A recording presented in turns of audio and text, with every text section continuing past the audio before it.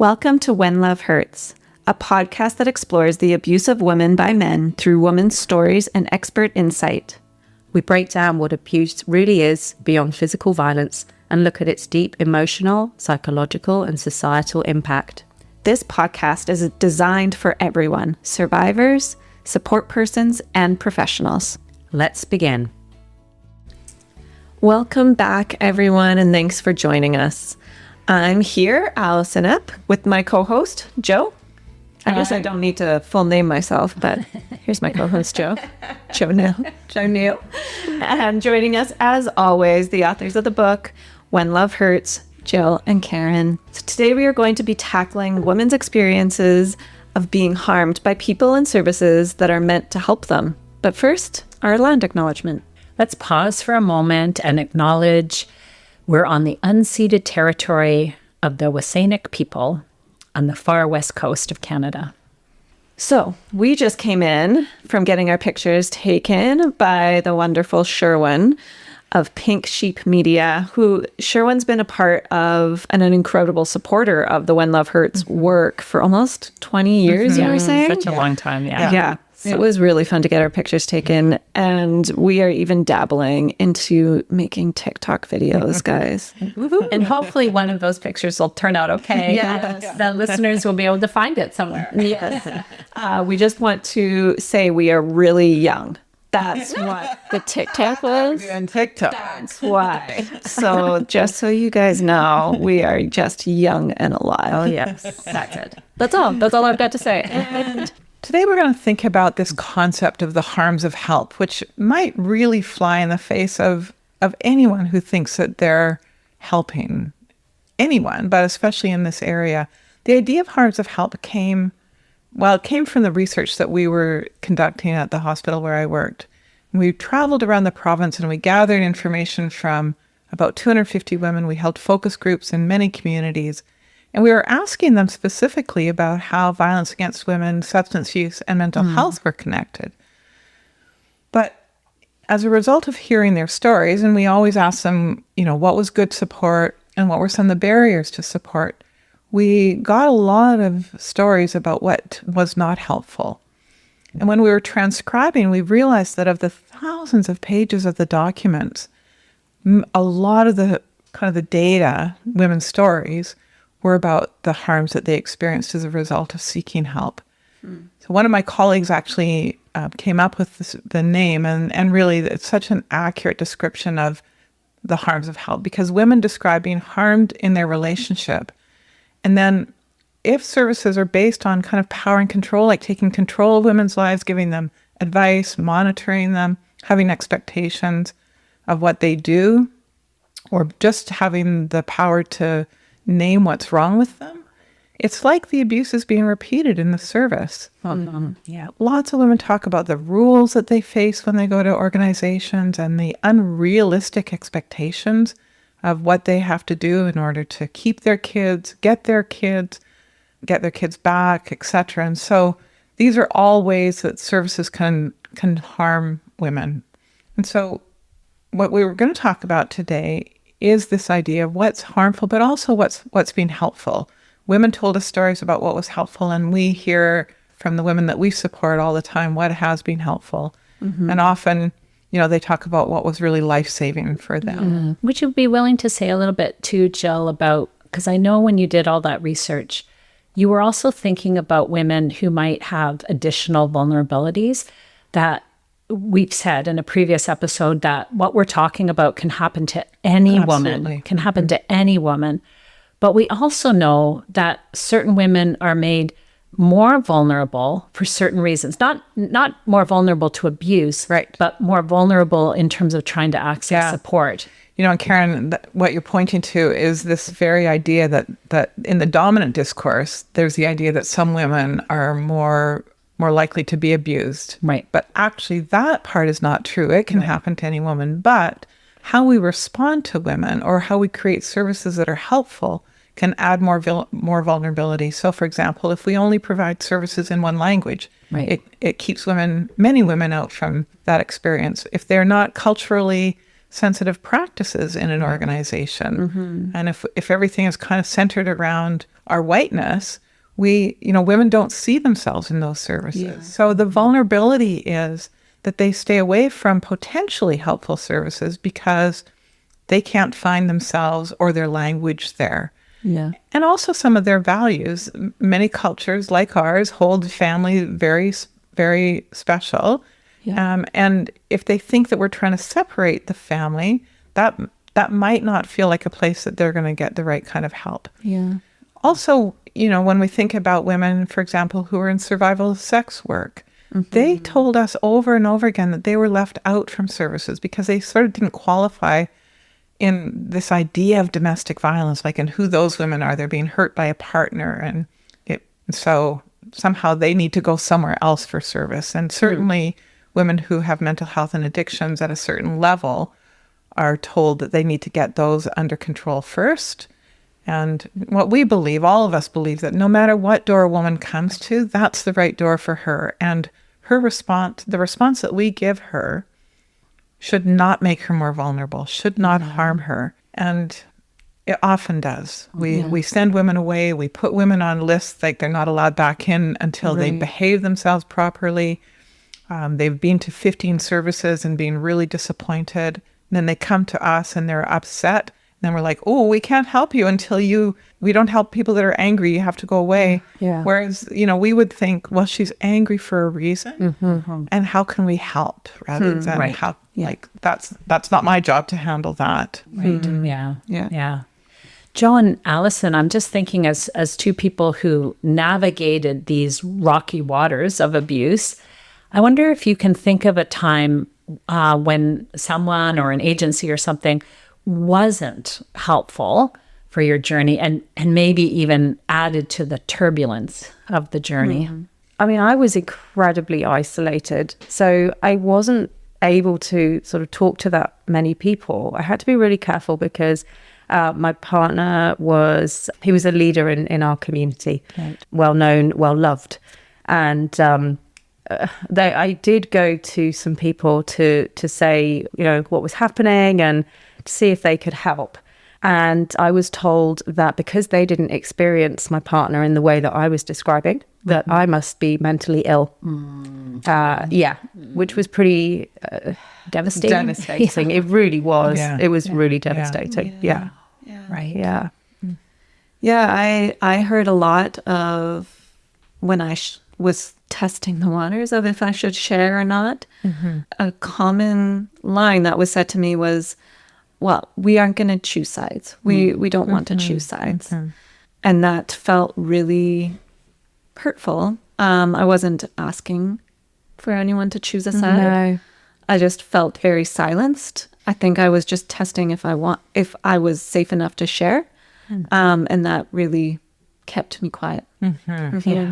What might those people have said? Maybe people who knew both you and your partner. What might they have said to you that would have been helpful instead of, oh, we're not going to take sides?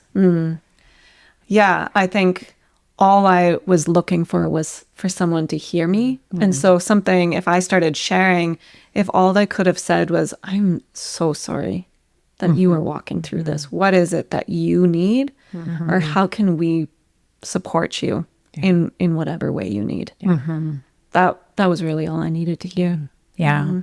And, I think lots of family and friends, maybe even couples counselors or leaders in faith communities can have that attitude of, well, I don't want to take sides. And that's actually really empowering for the abuser, right? Like if anybody choosing neutrality in the face of someone being oppressive and harmful, being a bully, you are helping the person who's being abusive and you're leaving that other person vulnerable.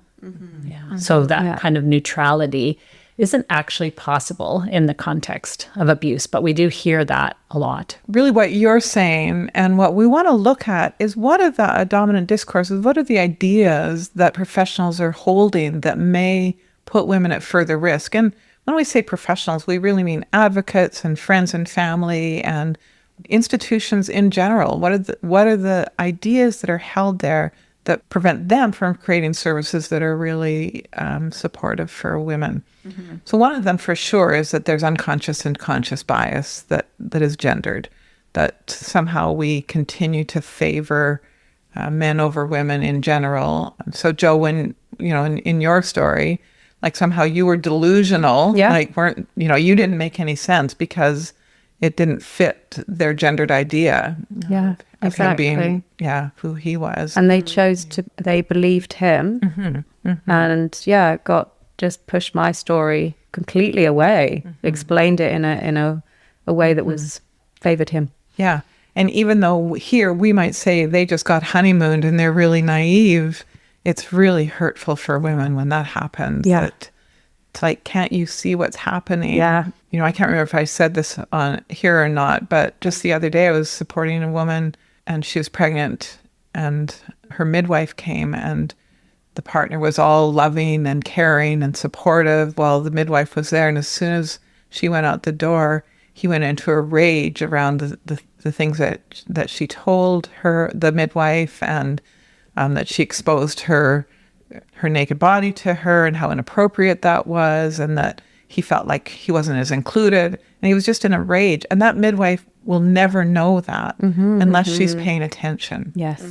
And so that's our responsibility, isn't it, as providers to know, not women's to tell us. Yes. The other thing that comes up for those of us who are supporting women, but also in the research, that women felt blamed for it. Yeah. It's like, and that takes it lots of different forms, but either the mental health part, of the addictions part, or just behaviorally, like, well, maybe you should have taken that holiday with him instead of saying that wasn't the thing that you and the kids wanted to do. And if you think back to the honeymoon tension, like all those rules, and if you just followed the rules, it wouldn't have happened. Yeah. Then we've talked a lot about being sympathizing with the perpetrator, and that shows up a lot. That that there's a definite choice to believe and kind of go along with the partner's the abusive partner's story. Yeah. Yeah. Again, Joe, where you were left, like just feeling like they were indifferent to your suffering. For both of you, right? Yeah. Like I'm really hurting and suffering here, and you just seem so indifferent to it. And how painful is that to feel like you finally risked saying it to somebody, and then there's a kind of punishing response by the indifference. And the people that I went to, they should have been taking care of me too. Yes. Yeah. And they chose not to. Yeah. It was devastating. Yeah. We hear so many stories about that indifference to women suffering in the arena of the courts, that women are doing so much for the children and doing all the childcare and all of the doctor's appointments and all of these things, and being abused through one affidavit after another full of lies. And then the judge is just really mean sometimes to the woman, right? And no recognition of the suffering that she's going through. It's often so shocking to hear. I think a lot of us have heard the parable, it comes from the Bible, but the parable of the Good Samaritan, where there's someone that's on the side of the road bleeding out. Like, I think of them as bleeding out. And those theologians that are listening, I'm going to butcher this a little bit, but You go right ahead. there's someone on the side of the road bleeding out.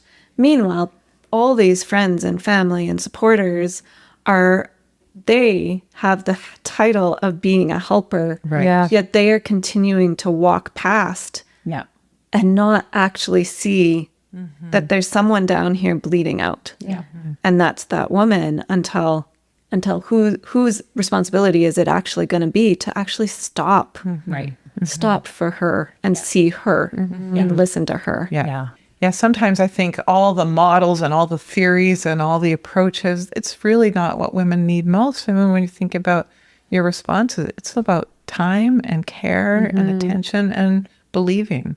So we don't think professionals or advocates intend to harm people or family and friends. Yeah. But by repeating the dynamics of power and control, by taking over your life and either judging your experiences or telling you what you have to do or monitoring you, they really do echo those very dynamics of power and control.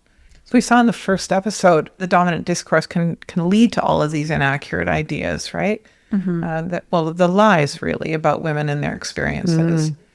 But all organizations are kind of built on those ideas. And so it's no wonder that women have so many stories about the harms. For example, as Karen said, in the legal system, that the notion of father's right has superseded his responsibilities to protect women and their children. And women's shelters that have high barrier mean that many women who are so vulnerable can't enter and so can't get even safe shelter. Police that call abuse mutual battering, so they don't see the dynamics. That's all very harmful for women. And so many women that have encountered that say they'll never call the police again. And then how vulnerable are Yeah. they, right? Like none of us want to call the police, but if it's like, well, that's no longer an option, how vulnerable are you then, right? Exactly. Yeah. Yeah. So the dominant discourse is really pervasive and shapes both what gets funded, what gets supported, what gets put into law, and, how you get trained. Today, we're just going to have a look at all of that, because what we want to do is affirm for women who've tried to get help and it hasn't gone well, or their gut tells them that it's not right. We want you to really learn that this is also our experience, and it's okay to name that it was not helpful and potentially very harmful. Yeah, the dominant discourse puts a lot of pressure on women to do something about their partner's abuse. She should leave, she should protect the children, she should get a restraining order, she should go to counseling. There's a lot of shoulding on her, right? Yeah. By the whole system. And she's not the problem, right? She's the one who's surviving this and trying to minimize the harm to her children. And sadly, so often self-help books are doing very similar things, right?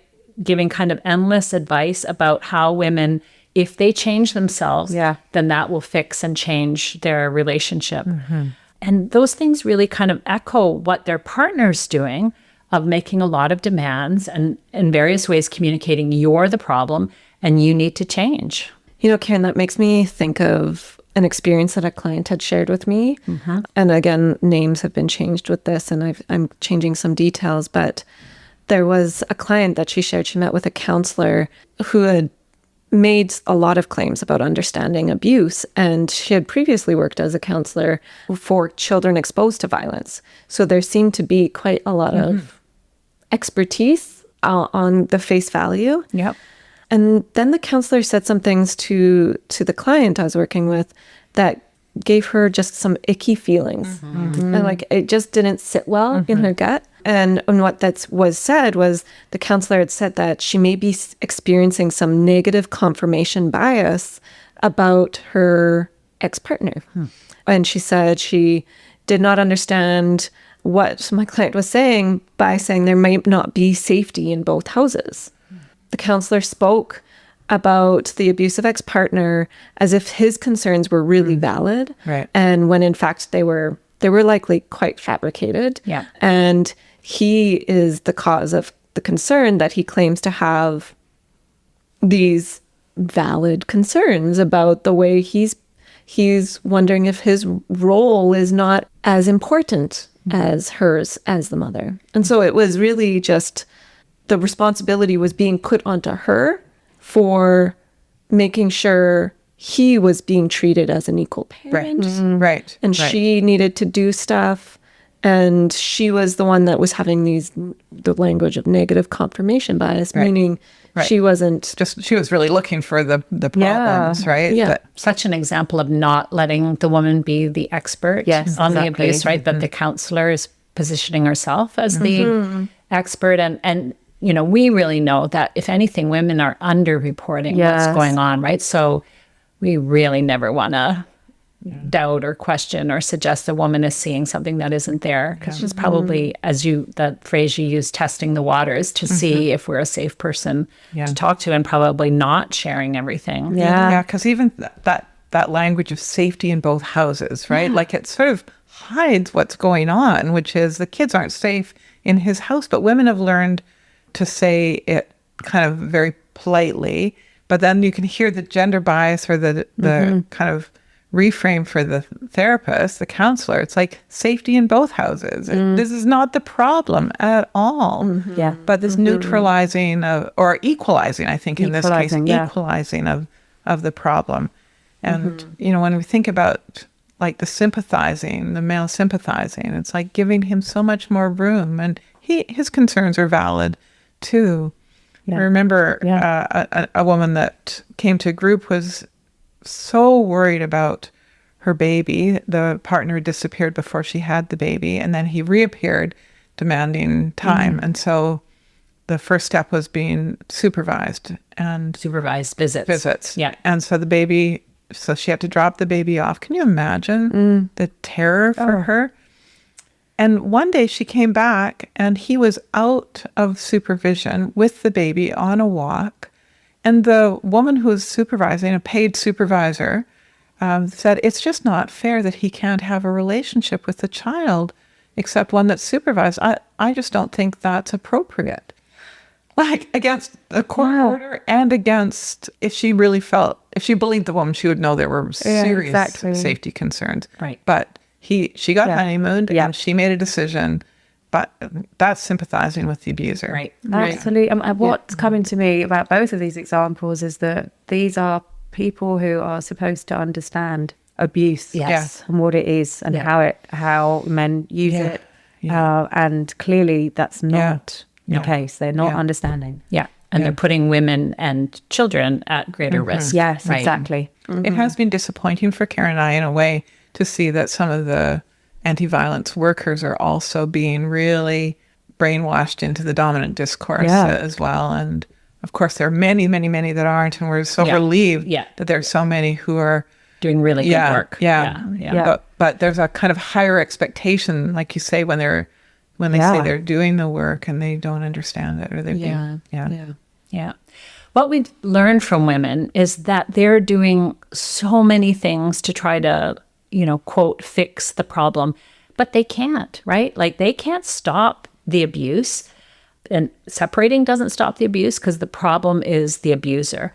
They also can't protect their children because they're not the abuser, their partner is.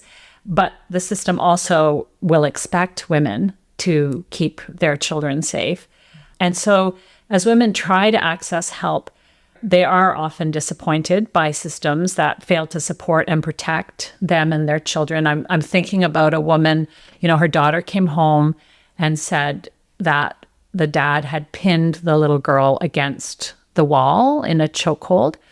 So the woman called up Child Protective Services. That's what you're supposed to do, right? The Child Protective Services person listened to it and said, well, we can't do anything in this situation. We've been taught that, when a couple's going through separation, that women will tell lies to try to be hurtful. So we can't do anything. And then ended the call by saying, it's your job as the mom to keep the child safe. And the mom said, that's what I was trying to do when I called you. Yeah. That is just such a chilling story, really. It is chilling. Yeah. And so by the time we meet women, they've probably already sought lots of support from maybe family, friends, counselors, police, the courts. And thankfully, while some services are really helpful, and we are so thankful for that, other agencies can cause distress, and actually make things worse. Yeah, for sure. Yeah. I mean, even the suggestion that she should leave put so much responsibility on the woman, right? In another way, like, it's an implicit, she's to blame if she stays and she's okay with it, but she should leave. And we never talk about he should leave. We do not have systems in place where the abuser has to leave and she and the kids get to stay in place with protection. Yeah. And so, things that we have come to take for granted, if there's abuse, women leave and go to a women's shelter or go to friends and family. That is the dominant discourse, so powerful, right? Yeah. That it's quite a far reach to think about somehow he would be forced to leave the house. Yeah. So when we think about that idea of all that women are asked to do, first of all, think about the impact and all that we talked about in that episode. They're exhausted, they're overwhelmed, they're trying to protect and parent their kids against the abuser's kind of efforts to undermine all of that parenting.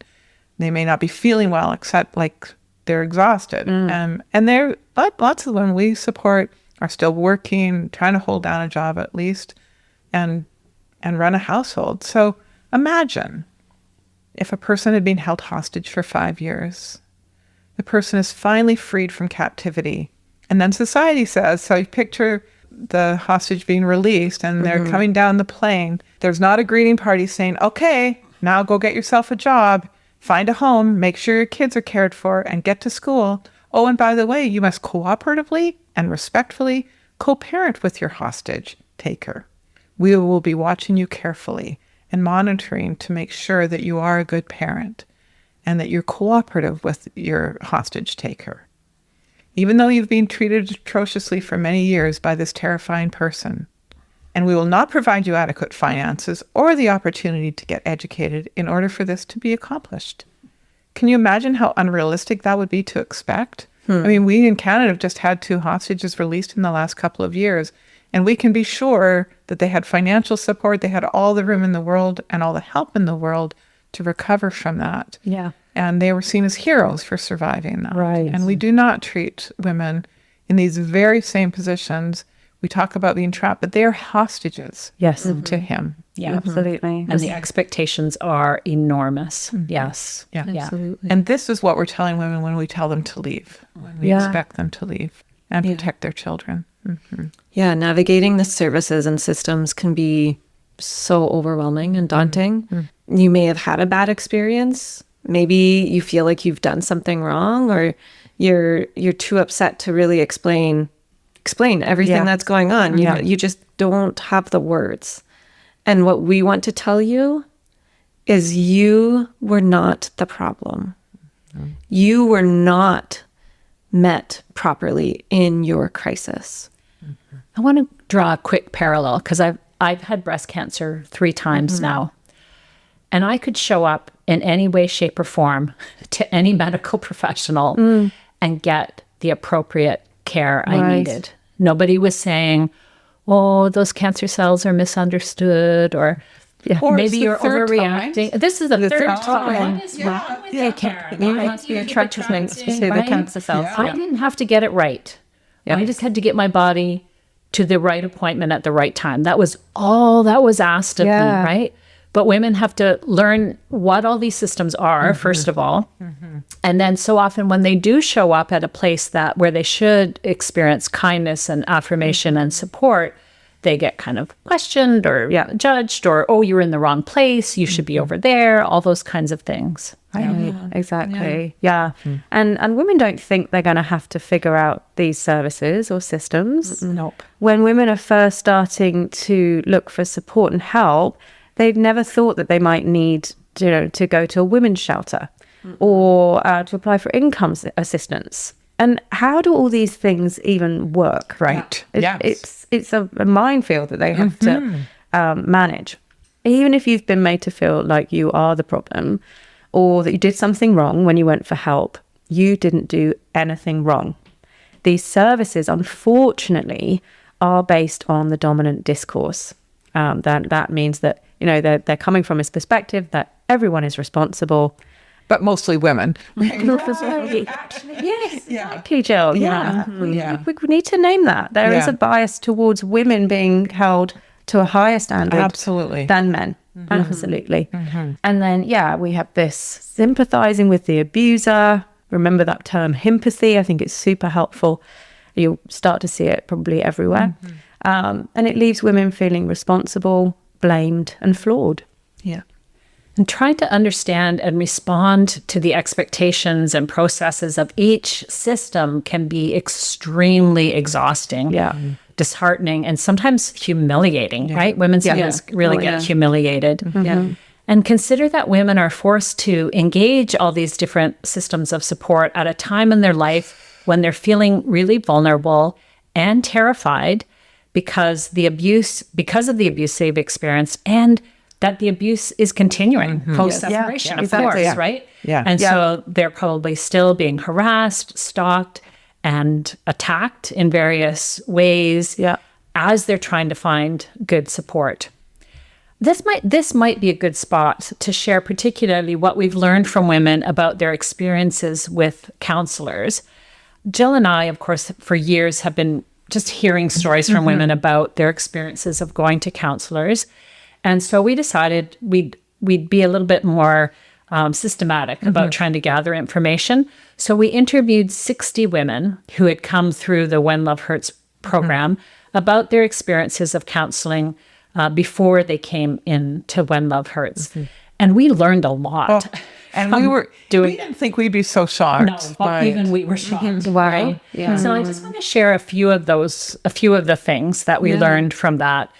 And really, it was even in talking to women that we learned what questions we should ask, because we didn't even really know what questions to ask in the beginning. But we ended up asking, I think, 4 different questions. And one of the questions was, how many counselors or therapists did you see before one described what was happening in your relationship as abuse?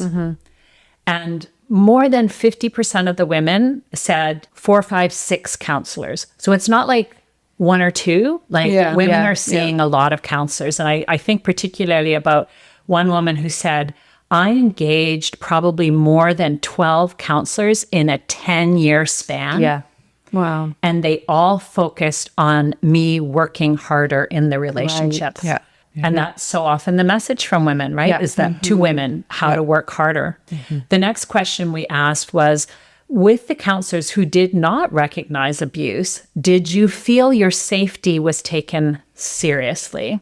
And 95% of the women said no. Wow. Isn't it? 95%. Yeah. Still, I know. Yeah. It's terrifying, shocking. really, right? So they're in there doing individual counseling or couples counseling, and they're sharing what we would describe as incidents of abuse. Yes. And their safety's not being considered. And one story, the story is quite shocking, but I think it's important to say one woman described in the context of marriage counseling that her husband was sexually assaulting her on a regular basis. And what that looked like is when he demanded sex, if she didn't immediately agree, he would wake up the small children, like late at night, 10, 11, 12, whatever time it was. And she needed that to stop. That was taking such a toll on her, that coerced, forced, non-consensual sex. So she described that to the counselor. And the counselor said, this is couples counseling, so the man sitting right there, the counselor said, well, you must have done something to make him think that it was on the table. How devastating for the woman, right? Like she is desperately wanting these sexual assaults to stop. Yeah. And the counselor just gave him a green light, really, right? Yeah. Like, can you imagine how that man then used that comment, right? No. Yeah. The next question was, did unhelpful or misinformed counseling contribute to you staying in your relationship longer than you might have? And 86% of the women said yes. So we all need to take that in, right? Yeah. Because the dominant discourse paints women as foolish for staying as long as they stay in abusive relationships. The dominant discourse says, oh, the problem really is that these women just won't leave, right? And what we learned from this sampling of women was women stay longer because of unhelpful, misinformed counseling, right? And these are trained, certified counselors, right? Yeah. So, when we talk about men entrapping their partners, there are other systems like this one that equally traps women. Yeah. We really need to hear that in terms of shifting the blame off women, right? Absolutely. Yeah. Yes. One woman said, when I would talk about the challenges in my relationship, I was told I needed to set boundaries with my husband. What I heard was that I'm responsible. And women just gave us so many examples of, I was taught to try this, I was taught to try this, I was taught to try this. Oh, he exploded because of how you cook the chicken. Well, why don't you cook the chicken the way he wants you to cook the chicken? Like, these are things that women have been told by counselors, right?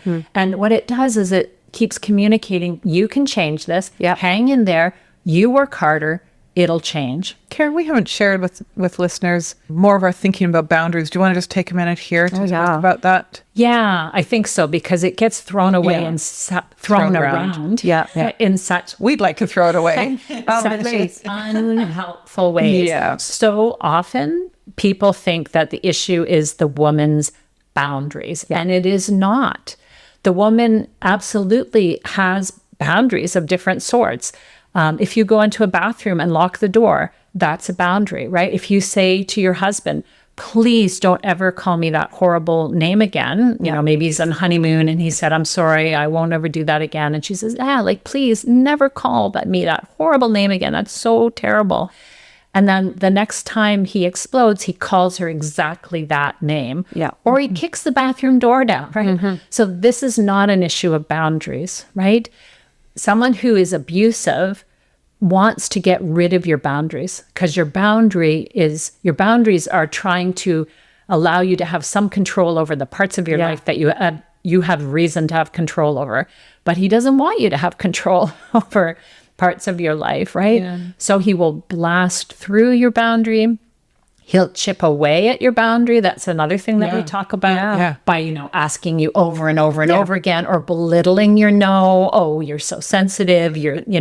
But like wearing down your boundary. Lots of women say like it gets so exhausting to try to hold any sort of boundary that they sort of feel that they've given it up, but it isn't really. Like he's worn it down, right? Yeah. Like you think about the erosion of the ocean, right? It's like things can be eroded, right? Yeah. Or he tunnels under her boundary or catapults over her boundary, which we think of as like he's recruited other people, right? Like shelter workers will tell us that when women are at the shelter, again, that's a boundary. I'm at the shelter. Don't call me. Don't be in touch. He will recruit family members or church leaders to try to reach her within the shelter, right? So but the one thing he doesn't do is respect boundaries. Right. And for anyone who's listening, hopefully you have at least one person in your life who is a respectful, safe person, a friend, sister, something like that. And just think, do you have to work hard at maintaining your boundaries? I'm sitting here at a table with 3 lovely women, none of whom I've ever had to work at maintaining a boundary with. Jill's husband, Dave, is helping us in so many ways while we're doing these recordings. I don't worry about maintaining a boundary with Dave, right? Like people who are safe have no interest in violating your boundary. Right. Any of us might bump up against someone's boundary. I might ask a question of Allison and see in her eyes, oh, she doesn't really want to go there. So I back off. I'm why don't you want to tell me, Allison, what you're saying, right? Yeah. Because I don't want to violate anyone's boundaries, and anyone who's respectful doesn't want to. So it's really not a boundary issue. That's right. And the last question we asked women was, so this misinformed counseling caused you to stay longer than you would have otherwise. How much longer did you say? And close to 50% of the women said more than 6 years. Yeah. So we're not talking about a few months, right? Yeah. We're talking about staying years longer. Yeah. And for some women, that means an additional baby or 2, right? Which is even more entrapping. Yeah. Or less, like further away from having had employment. Yes. Right. Like, yes, exactly. Yeah. Yep. Yeah. More isolated, more worn down, more exhausted, all of those more things. More dangerous. And Karen, do you remember when we realized that we needed to ask that question? It wasn't in our original idea of how much longer, but we were, we asked women if they stayed longer, but then they told us these years longer. Right. So we really gathered that data from them as well. We were not expecting that. No, we were not. I mean, I think we've all, when I think about counseling, we always thought that they were somehow an allied or neutral, or at least like not a harmful thing for women. But for us, this was very shocking. Yeah. It is. And this isn't the first time I've heard you share this, and it shocks me every time. Yeah. But like as Joe and I have gone through our trainings to be therapists or masters of counseling, and some things we noticed is we did discuss abuse. You did in your program. We hardly discussed it at all in mine. But carry on. Yeah. In my program we did, and talked about numbers and stats. And we did talk a little bit about ethical obligations as the counselor and what we were ethically required to report versus not required to report, but maybe bordered on that ethical thing where there's legal and ethical, whatever. Really what at the end of the day is, never, ever, ever, ever, ever once did I hear a prof talk about how men were 100% responsible for abuse, for the abuse that we're inflicting on their partner. I was never once introduced to the abuse cycle or the power and control wheel, which we think are quite basic tools. Essential tools, To understand abuse. And so it was really, I saw the dominant discourse very, very present in my training, and it was discouraging. Yeah, it was super discouraging. My experience was we had one module that was trauma and violence, both together, 10 weeks. Anybody want to have a guess at how many weeks were given to the violence piece? One. Yeah, one. 1 week. The focus was so much on trauma. Yeah. Which was, that was great, but let's have like 10 weeks on violence and abuse. That's what we need. It really was shocking and hugely discouraging. So interesting when we know that this is happening to 1 in 3 Canadian women, and we know that women are the biggest consumers of counseling, Right? and counselors are not being trained to have this on their radar or to respond in appropriate ways. Yeah. And, I wonder for both of you, because I think at the heart of it is that there's no gender analysis in counselor training. There's no understanding that in a relationship with a man and a woman, that one person might have more power, more financial, social, physical power than the other, right? And so when you're missing that really basic gender analysis, you're kind of starting from the wrong place and you're going to come to the wrong conclusions. Totally. It's that myth that we've reached equality. Right. We really have not. No. Can I mention my research? Yeah, of course. So Go ahead. in my master's, I wrote a thesis about how to spot coercive control was the term I used. I think I would change that now and talk about woman abuse. But it was how to spot coercive control when you are a couples counsellor. It was specifically written for couples counsellors. Maybe we can put a link to the research. But it's about how to, when you are working with couples, what are the type of things that you might come across that can alert you to the fact that this might be abuse. Right. And one of them, I'll just mention, is that couples have seen many, many counsellors before they come to you. If you're a couples counsellor and you see a new couples client and they've been seeing X number of counsellors, that should alert you that actually this could well be abuse. Right. Yeah. And what's some of the dynamic around, like, why so many counselors have they seen? Part of it is that he rejects the counselor. If the counselor shows any signs of supporting the woman, then That's the it. counselor's not trained, not qualified, or he's trying to have an affair with the woman. Like, he'll find multitude of reasons to quit. Yeah. So that's part of it. Yeah. Right. If it's getting too close to asking him to be accountable, he just quits. Absolutely. And you just really, counselling is not the answer. If the man is abusive, counselling is not going to help. No. He's going to use it in any way he can to continue his power and control. And that's something that counsellors should be taught. We should know that. To expand from counseling, we also want to talk about, like, all the places where women who are experiencing abuse might show up more frequently. Mediation. Yeah. Certainly the legal system, the family law in particular, right? Where else might we expect to see more women who are experiencing abuse than women in general? And are they the providers that are really getting the right kind of education to be effective? Right. I mean, think about substance use training. Like, again, they get one tiny little workshop on violence against women, but about 90% of women who go into treatment have experienced abuse. And so they're uncoupling what needs to be really integrated. Yeah. And so they're treating the addiction. Well, it's no wonder women, quote unquote, relapse, because they're still in a dangerous situation. Yeah. Yeah, I think of the healthcare system too. Yes. How many times women have gone into their family doctor and asked a question about, like, something being wrong with them. And they think that something's wrong with them. And how often they're going for a different issue, or because of what they're experiencing is wearing so much on their body. And I don't know if there's any good way for that doctor to really start to see that the problem is abuse. Right. Well, or I'll share one of my bad experiences. At one point, Bruce had left a bruise on my back, and I went to the doctor and I thought, I'm going to have this put in my chart. I said what was the cause of it, and I asked her to write it in my chart. And all she said to me was, well, you're a smart girl. You know what to do. Whoa.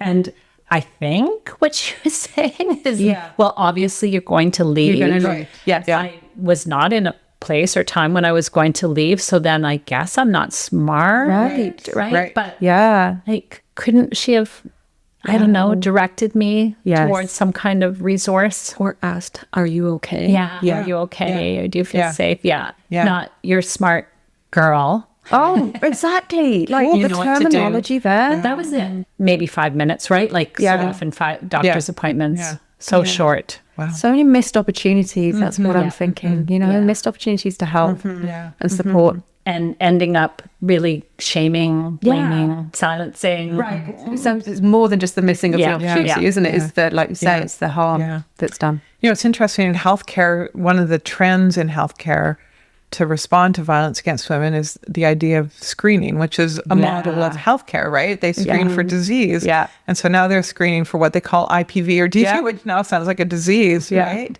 Would you have told like a clerk or the first responder? No. Well, and also for me, the questions that generally come up in these screenings, none of them would have caught what I was experiencing. Yeah. Because it was much more of a covert, subtle. Yeah.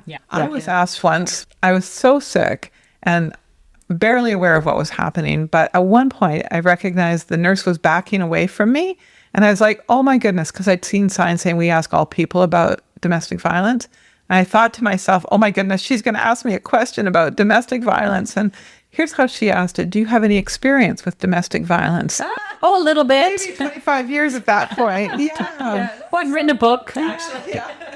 So we got into a conversation and she said she's never had one person answer yes to that question. And yet that's this idea, that's how dominant the dominant discourse is, that they just keep screening thinking, you know, the problem is the woman, she's just not telling, rather than the approach is wrong. Right. And I think that's really what we're pointing to Yes. in all these systems, is that the fundamental approach is wrong because it's tailored to these ideas of respectful relationships, but that's not who they're seeing. Child protection services, they're not seeing, you know, healthy couples just having trouble with their kid. They're seeing the kids that are in distress because the mom is not being protected. Yeah. Right. Yeah. Exactly. So I want to ask all three of you, what was some of the like helpful support or good support that you received? When I was able to get some helpful support, what happened was I was believed. And I also just really felt that the person, like, they knew their stuff. They weren't at all shocked. Right. And so that had this sense of the safe hands of a person who understood the field. They understood what I was going through. And they weren't holding me accountable. It was unbelievable. And I could feel it, you know, in my body, that sense of sort of, oh, wow. It felt different to anything I'd had before. I really appreciated in the early days when Bruce was still being abusive. We were living together. He was in treatment. I was in a support group. I really appreciated I think it was probably a couple people in my life who could be reality checks for me. Yeah. That Bruce would do something or say something and Bruce would say, like, that was fine. What he was doing was fine. Right. Fine, right? And I knew that there were a couple people, one was a man, that I could call and say, so Bruce did this and, you know, he says I shouldn't be upset about that. And just to have the validation come back, like, no, that's not okay. No one should be treated that way. You don't deserve that. That validation really helped me to hear my own voice, which I think was also feeling like it's not okay. Yeah. But then this other loud voice is coming in saying, I'm overreacting, I'm too sensitive, I'm exaggerating, whatever.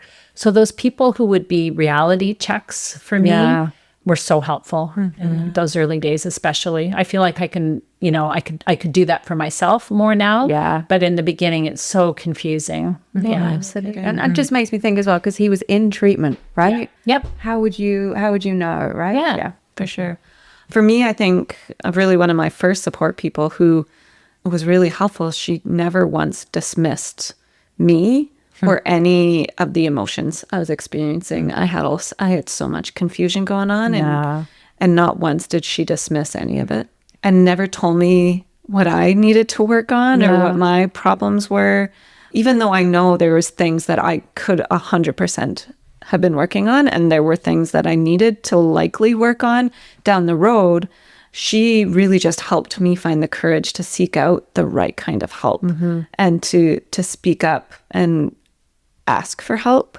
And it was really empowering for me to have someone that was able to do that for me. You make a good point about the difference between the right kind of support around the abuse and knowing for ourselves as human beings that we're always trying to develop, or that there's things that we can work on. And those are, we're not saying, I think, Karen, you said it many episodes ago, we're not saying that women are perfect. Right. We're just saying that whatever you do or don't have as a flaw is not a reason to be abused by a partner. 100%. Yeah. One of the ways I think about that is like, if you have cancer in your body, you have to attend to the cancer. Right. And like, maybe you have a toe that's a bit wonky that maybe someday you're going to get some surgery on or whatever. But like, let's stay focused on the life-threatening and the core and the central issue. Yeah, exactly. That's really helpful. Thank you for sharing those things. We also want to convey to the listeners that there can be helpful support out there. Karen and I asked women that we have supported over the years to participate in kind of an interviewing process. Ask them about what was good support for them. And so you're echoing exactly what those women told us. And the first one is that they believed me 100% of the time. And again, as women kind of share their story in pieces, it's like they lay down parts of their story at a time. If you haven't heard anything the first time, it doesn't mean she's withholding or making something up when she tells you after the third or fourth time you've seen her. It's that she's testing, rightly so, whether we can be trusted with her story. Yeah. So yes, women will lay down their story in pieces, right? That's not to be judged. It's like, I believe this, and in my mind I'm always thinking, I know there's more, and she has no reason to trust me yet. And so that's how I approach it. And that they show concern, as you've said, about both their emotional and physical well-being, and that they're more concerned about you than the relationship or your partner. And they're trustworthy, as I was saying. They keep confidentiality. They stay focused on what the problem is. They're concerned for your children, and they know that you're doing your best to support and protect them. Right. We often hear services talking about being client-centered or strengths-based work, but we often find that they're not really seeing women's strengths as we see them, and as you're all demonstrating the beautiful strengths of women. And so there's this kind of gap between the model that they're adhering, saying they're belonging to, but it's like really finding women's strengths. Yeah. And not made up ones, but really like seeing who you are and what you're navigating and what you're handling. It's incredible. Yeah. And naming those strengths, right? Not just noticing them in your head. Yeah. Reflecting it back to women, because women have been told so many negative things about themselves. It's really important for us to help women to see themselves more accurately, right? It's like we can be this accurate mirror for them when they've had this wonky, distorted mirror of their partner Can for a I long just time. add something? It's just making me think when I'm working with a woman, so often we end a session and I say, you are doing such a good job. And a woman will look at me and she's like, sometimes she's able to really take it in. A lot of the time she's like, am I really? Yeah. And I just repeat it and I say it over and over, and it does seem to eventually really sink in, because nobody's telling her that she's doing it. And sometimes women just crumble into tears when you say that, right? Yeah. 'Cause it's like, wow, nobody has said that to me, and I'm so exhausted and I'm trying so hard. I'm trying my best. Yeah. You know, one of the things that sometimes support people do that I think is particularly damaging is in various ways suggesting that the woman thinks abuse is normal, or she chose abuse, or any of that kind of stuff. Because part of what that does is really disconnect the woman from her truth. Like, we know that women actually know when things don't feel okay. But telling a woman that she can't trust herself, that she doesn't know right from wrong, that she doesn't have good intuition, I think that's one of the most harmful things we can do. We want to be saying to women, you do know, you do have good intuition, you do know if something doesn't feel okay. You may not be able to say that.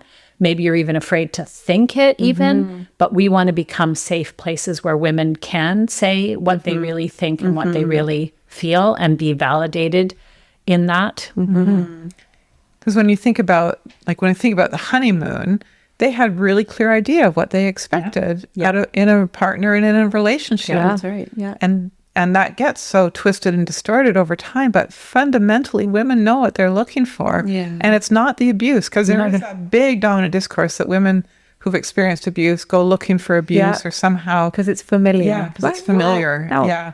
Yeah. It's such a terrible dominant discourse. And Karen, just the way you've said it is just like so deeply true, that if we take that trust away from women in their own voice, they don't have a chance of recovering. It's like you're taking away the anchor, right? Right, Because the anchor can be within us, our sense of we know and we can trust ourselves. And it's like taking that away from women. Yeah. And the same thing applies to what we're talking about. If it doesn't feel good, if the service or the service provider doesn't feel right, we want you to trust yourself. Yeah. And not keep forcing yourself back or trying to figure out square, hole, round peg. Is that how it goes? Yeah. They're the ones who aren't fitting what you need. Yes. You don't have to try to fit yourself into what they're trying to tell you is the problem or the solution. So we really want to send this message so strongly to all of our listeners. Trust yourself. Yeah. Yeah. And whether you're a family or a friend, an advocate or a professional, we hope this overview reminds you of the importance of being sensitive to the position you hold and the power your voice has. We want to support women as they try to navigate and learn about all the various systems and ensure that women stay in control of their own process and they can hear their own voice. Yes. Yeah. So if you do want more information, please head to our website, whenlovehurts.ca. And as always, like, share, and subscribe. We want to thank the generosity of MCC Canada for supporting the first season of When Love Hurts. And if you like this podcast and want us to continue to share this information, we are looking for a sponsor for next season. So if you are interested or have questions, please contact us through whenlovehurts.ca. And one last little note is if you want to join a community of supporters, let's start the hashtag of #WLH community. Thanks, everyone.